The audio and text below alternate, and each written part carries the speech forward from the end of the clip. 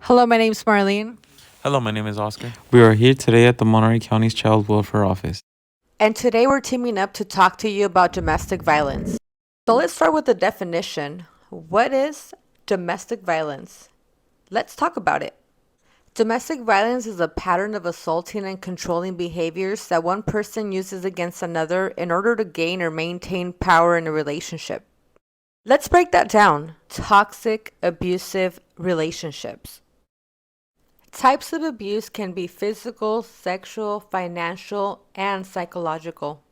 Most people identify domestic violence as physical abuse, and unfortunately, many find themselves in relationships where they are experiencing domestic violence without even realizing it.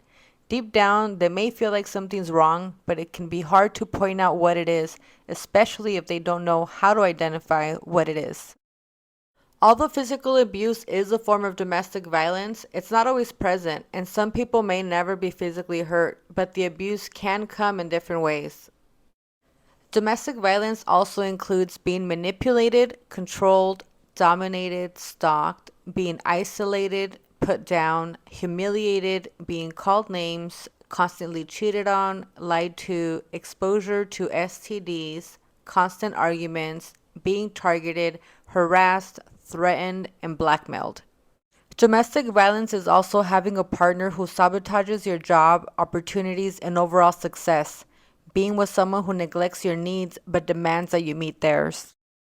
It also includes having your property damaged, being taken advantage of financially, sexually, being with someone who puts you, your children, family, pets, and others in different types of harmful or negative situations.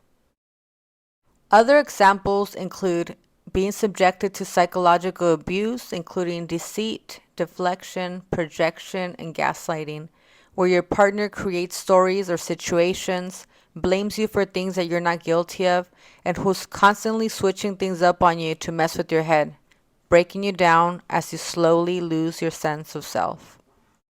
So let's look at the scope of the problem and talk about who are the victims. Domestic violence does not discriminate and it can happen to anyone, including people of all ages, genders, socioeconomic statuses, education levels, and ethnic backgrounds. Impacts of domestic violence do not only have effects on the victims themselves, but also on children, families, friends, and the community as a whole.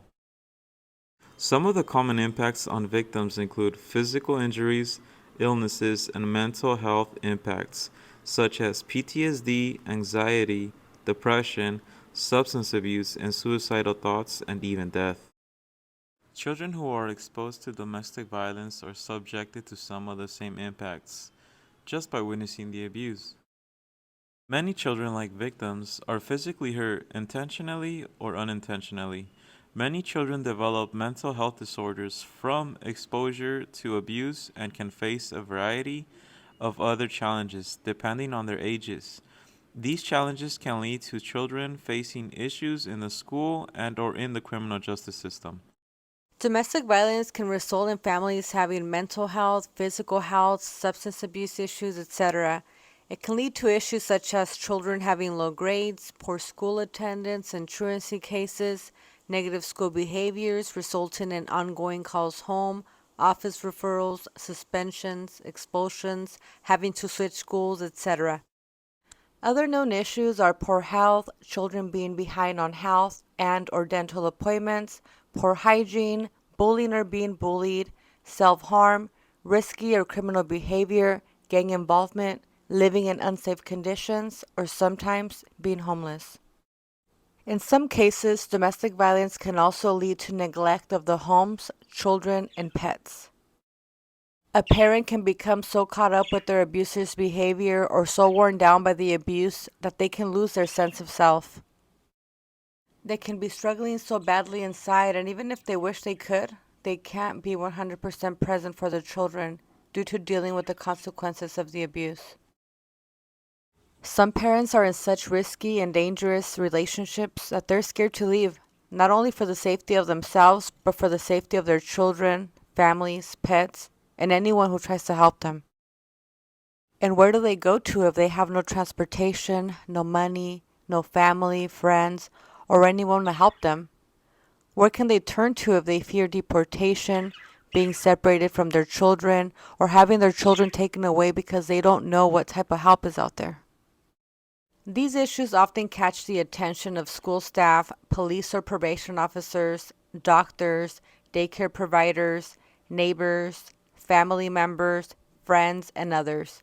When it becomes a concern, mandated reporters, as well as a variety of other callers, make reports to their local child welfare agency.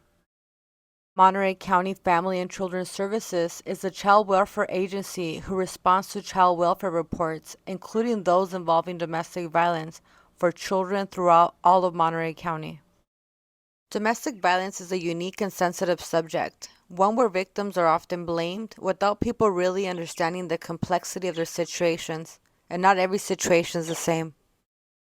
Although it is the responsibility of child welfare agencies to ensure the safety and well-being of children and act to protect them, it is also important that social workers take a careful approach when working with families in domestic violence situations.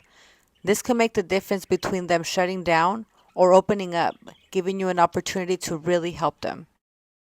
Domestic violence can be generational, and oftentimes people who are in abusive relationships have witnessed domestic violence or have experienced other types of trauma or abuse, making them more vulnerable to these types of relationships. For some people, growing up in homes or environments where these types of relationships were modeled make them feel familiar because that's what they know. Some of these relationships are deeply rooted in trauma bonding. What can social workers do when working with families facing domestic violence issues?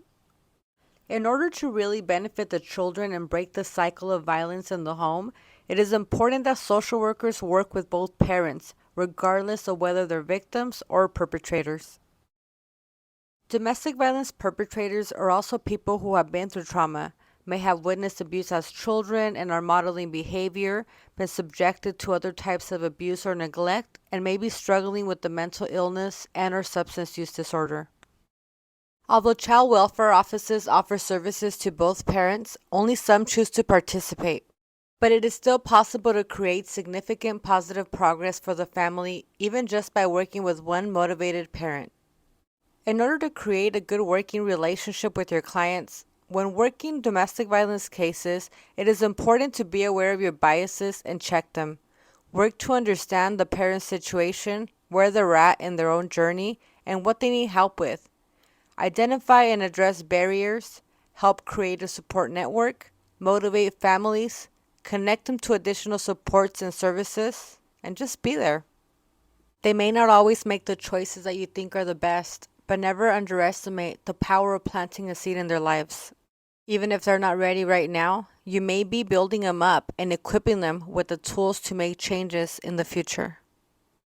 Don't take it personal. Domestic violence is a hard cycle to break and a very hard one to understand, unless you've experienced it in some way. There are many different domestic violence services offered in Monterey County for victims, children, and perpetrators. You can call 211 to request information about those services. And to close, you will meet two of our local domestic violence service providers who will share the type of supports their agencies offer. I'm Kelsey Hansen, and I work with Community Human Services, and we work with the offenders and perpetrators on the domestic violence side of intervention services, which means that we are breaking down behaviors that may have been taught since they were children to learn better skills to regulate their emotions, like anger, and how anger may be a fronting emotion. So if you're ever interested, please contact Community Human Services. My name's Derek Elder. I am the Family Community Support Practitioner, and I oversee the City of Seaside's Family Community Support Program. We just got to attend the Domestic Violence Conference of 2022. And just to give you some idea of how our type of program works is we are a general social support program for a community. We provide clinical case management support. And so individuals impacted by domestic violence, we know sometimes they are fleeing, they need a place to stay, they may need to be connected to programs, shelters, there's concerns and worries. How will I maintain my job if I have children? Where will they still be able to go to school? How do I navigate the legal processes if I need to say, put in place a restraining order against my perpetrator? all of those types of needs and supports we are willing to offer. We stick by individuals. We link and refer you to any service and program in the county that can help meet your needs, as well as just stick by you as compassionate support so that we know you are stabilized, that you have the help you need, and then you're able to move on with your life, hopefully in a positive and healthy way.